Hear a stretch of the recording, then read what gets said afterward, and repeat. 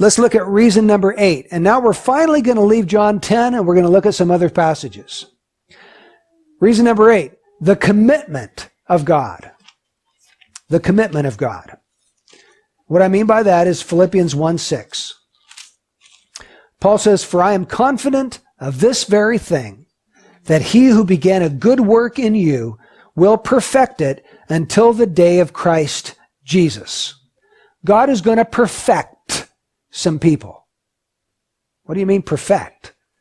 That means make them more and more perfect. He starts off with somebody and he does a good work in them, and that's the beginning. And then he starts perfecting them. And he does that, and he continues to do that until how long? What does our text say? Until the day of Christ Jesus. That's the day you stand before him as a sheep at his right hand and hear, "Well done, thou good and faithful servant." He's committed to perfecting his people. But here's the issue. Who does God perfect? What does the text say? Those who he began a good work in. That's who this promise is for. It's not for every person in the world.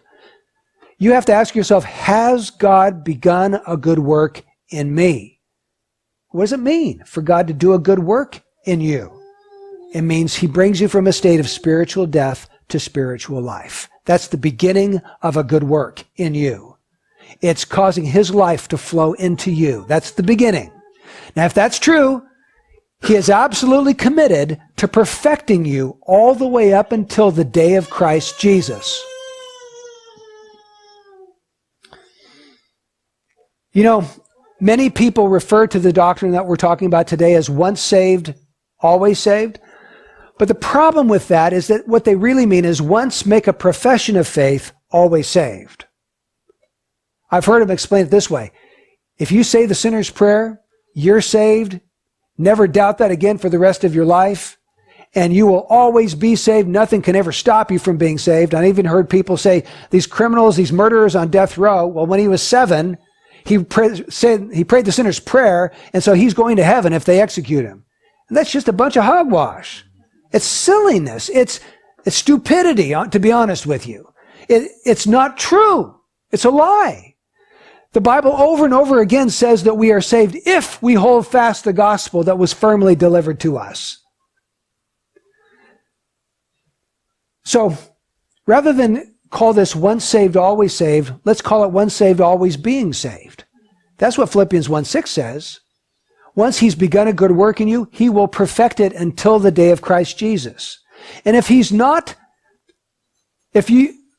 not being saved now, maybe you were not saved to start with. If you're not being perfected now, maybe he didn't start a good work in you, because everyone he starts a good work in, he perfects until the day of Christ Jesus. You see, you can't divorce these ideas. You can't take away the perfecting part and say, yeah, he started a good work in me, but I'm just not going on to perfection. That's not possible scripturally. A born-again child of God will be perfected. He will be sanctified until the day of Christ. Hebrews 12:2 puts it like this. Jesus is the author and what? Perfecter of our faith. What does it mean that he's the author of faith? What does that mean? He's the one, like an author writes the book. That book comes from him. He's the source of the book, right? Jesus is the source of our faith. He brings it into existence. He creates that faith through the new birth. Okay? But he doesn't just give the new birth, then he perfects that faith, brings it to its culmination when we see him face to face. The author and the perfecter of faith. Or what about Romans 8:29? For whom he foreknew, he also predestined to what? To become conformed to the image of his Son, that he would be the firstborn among many brethren. There it is again.